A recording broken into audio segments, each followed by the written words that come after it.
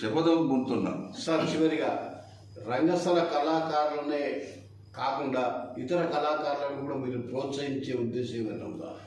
కళాపీఠం అంటేనే దాంట్లో అనేక కళల సమాహారం. ఈ కళ కాదు, ఇది కళ కాదు అనేటువంటిది ఏమీ ఉండదు. అన్ని కళలను సమాంతరంగా తీసుకుపోకపోవచ్చు. సాంఘిక నాటకాలు, పౌరాణిక నాటకాలు, జానపద నాటకాలు ఏది ఉన్నా కూడా తప్పనిసరిగా ఇవే కాకుండా మనకు లలిత కళలు అనేటువంటివి ఉంటాయి. చిత్రలేఖనం, శిల్పం, సంగీతం, నాట్యం ఇవన్నీ కూడా మనము తప్పనిసరిగా అభివృద్ధి చేయడానికి మరి దీనికి ప్రభుత్వ పరంగా మనము అవకాశాలు ఇంకా కల్పించి ఒక వ్యక్తిగా చేసేయడం చాలా తక్కువ, మాన్యూట్గా ఉంటుంది. ఈ సేవ పెద్ద గొప్పది కాదు. భారతదేశంలో మనం చేసే సేవ అసలు లెక్కలు రాదు, ఎంట్రుక వాసి కూడా ఉండదు.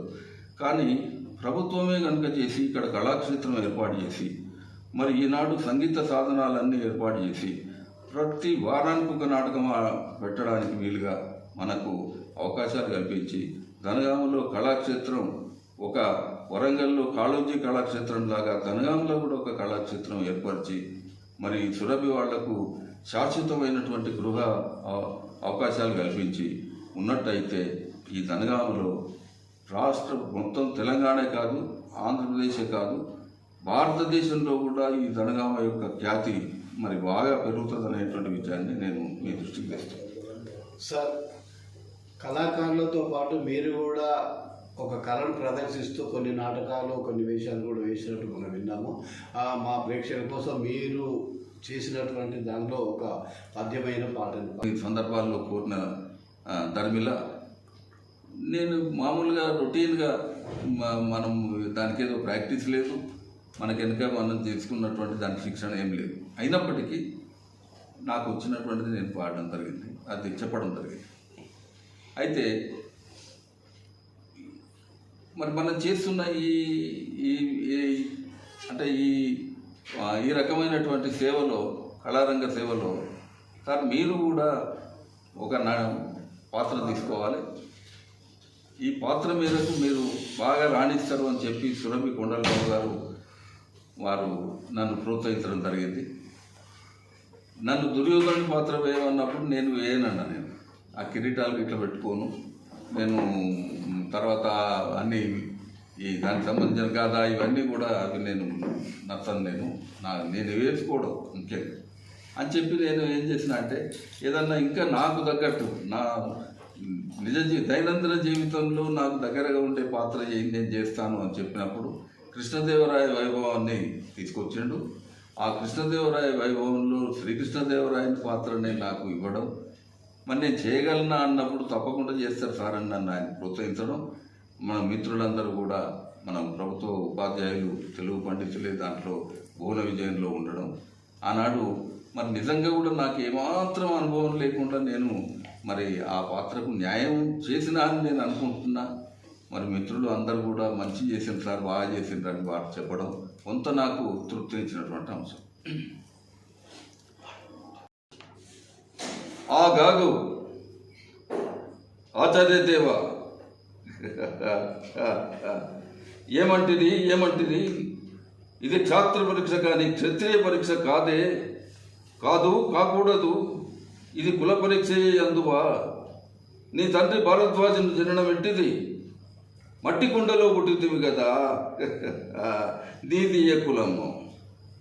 ఇంత ఏల అస్మత్ పితామహుడు కురుకుల వృద్ధుడైన ఈ శాంతనవుడు శివసముద్ర భార్యకు గంగాగర్భం జనించలేదా?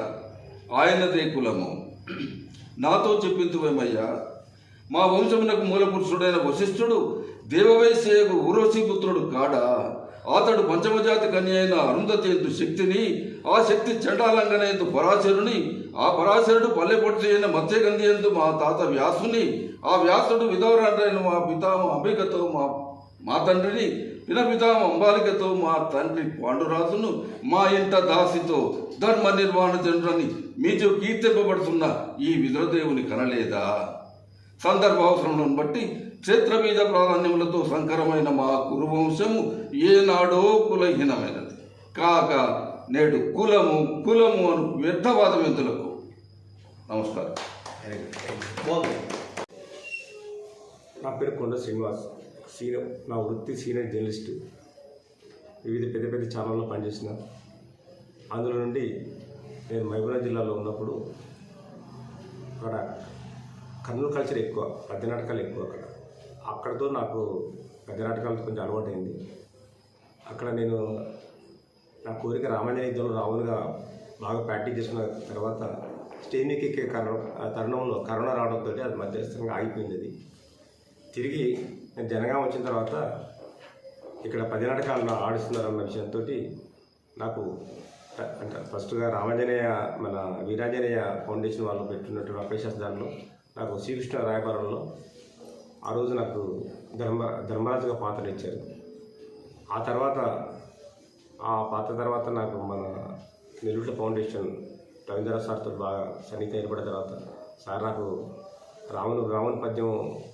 రావణ్ పాత్ర అప్పటితో ఆగిపోయింది, తప్పకుండా నేను వేసి తీరుతా, నాకు కావాలని చెప్పి సార్తో పోరాడి కోరి తెచ్చుకున్నటువంటి పాత్రను దాన్ని నిలపాలని చెప్పి కోరికతోటి మధ్య రిహార్సల్ కూడా సాగుతున్నాయి. సార్ కూడా చెప్పారు తప్పకుండా వేయాలని చెప్పింది. అందులోకి వెళ్ళి నేను ఒక పద్యం అంటే రామాంజనేయ దాంట్లోకి వెళ్ళి ఒక పద్యం పాడి వినిపిస్తుంది. అంటే నెయ్యబోయేటువంటి పద్యంలో ఏ విధంగా ఉంటుంది అన్నట్టుగా, ధర్మము ధర్మమంచును వితండ వితర్కములాడేదేలా మర్మమును నేనెరుంగుదును అనుమాత్రము సంధియమేల నిన్ను దుష్కర్ముల పాలు చేయుదునే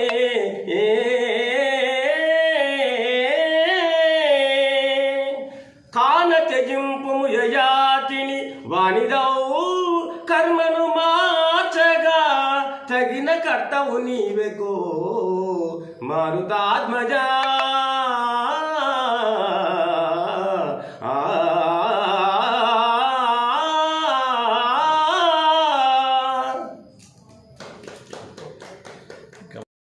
కళా సరస్వతికి సహృదయ అంజలి ఘటిస్తూ, నా పేరు రమణారెడ్డి మేకల.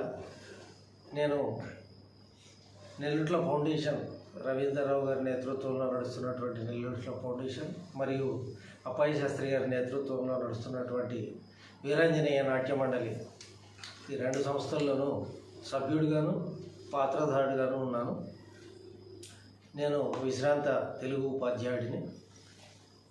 ఇందులో పాండవ సీన్లో నేను కృష్ణుని పాత్ర ధరిస్తూ ఉన్నాను. నన్ను ప్రోత్సహిస్తున్నటువంటి రెండు సంస్థలకు కూడా నేను కృతజ్ఞతలు తెలియజేసుకుంటూ ఉన్నాను. నచ్చిన ఒక పద్యం పాడు. కూర్చొని పాడు. బావా ధర్మనందన, మాయదురోదరంగున అమాయకు నిన్ను గెల్చి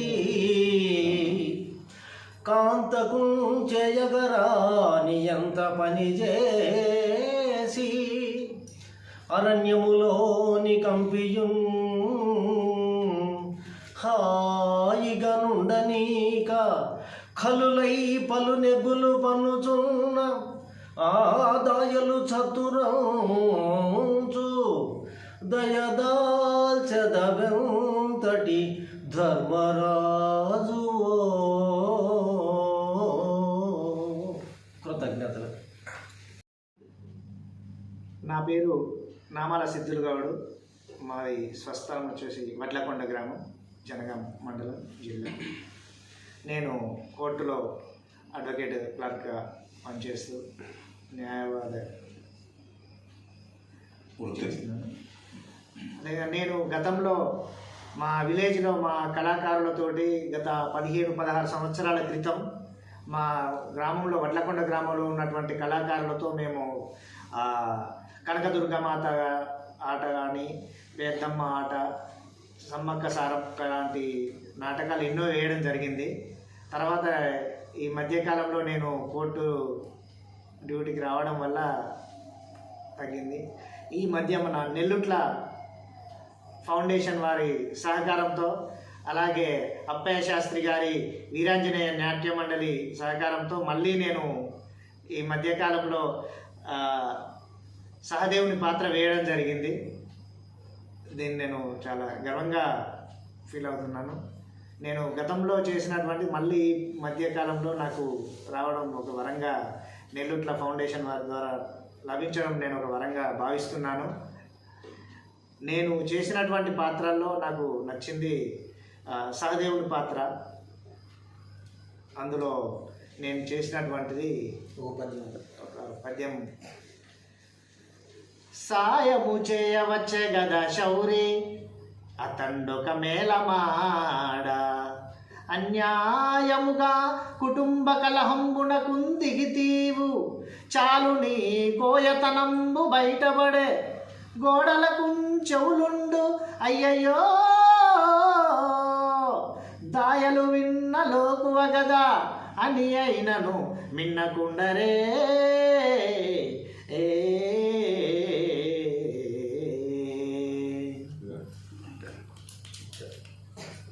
దాదాపు సంవత్సర కాలం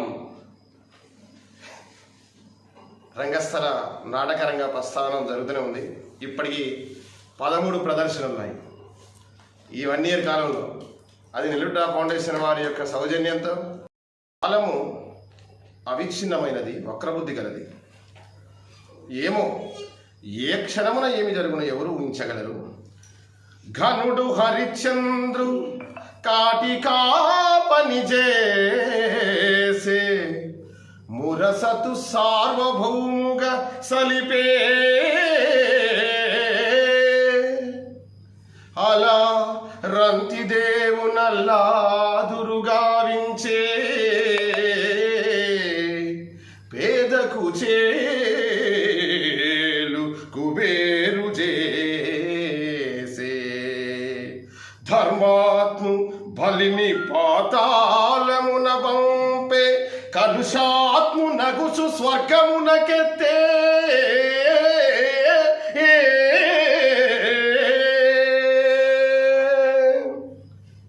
కాలమన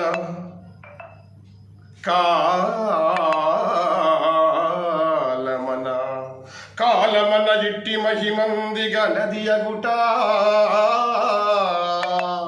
మానవుడు మేను విడిచిన మరుదినమునగాక, సుగుణ దుర్గుణంబులు కలిమిలేములు ఎన్నరాదని వచియంతురెల్ల బుదులు. ఆ ఆ